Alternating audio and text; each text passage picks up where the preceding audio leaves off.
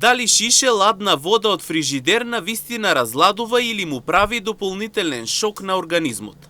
На високите температури многумина штом ќе се вратат дома испотени од работа или по долго изложување на сонце. Веднаш посегнуваат по шише ладна вода од фрижидер, а неретко додаваат и мраз, убедени дека така најбрзо ќе се освежат. Но штипските лекари велат дека оваа навика не е секогаш најдобриот избор. Наместо ледена советуваат да се пие вода на собна температура, бидејќи така организмот полесно се хидрира. Летниот период треба да консумираме топло, дури и млеко, затоа што ние сме изложени на, да речеме, 38 степени, значи организмот можеби, ако сме во кола, постигнува и поголема. И знаете кога на врело ќе додадете ладно, што се случува, значи организмот троши од сопствената енергија за да ја стопли водата на телесната температура, она што ја консумира.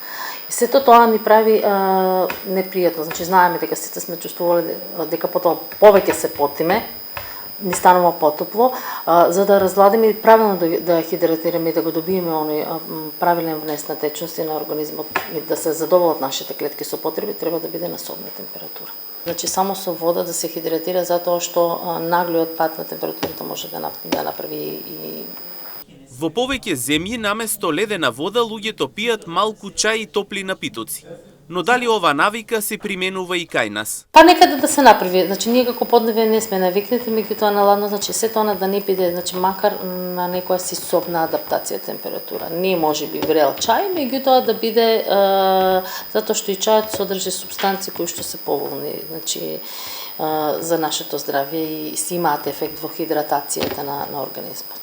Инаку лекарите и натаму советуваат во текот на летото да се пие вода на собна температура, со цел организмот полесно да се хидрира.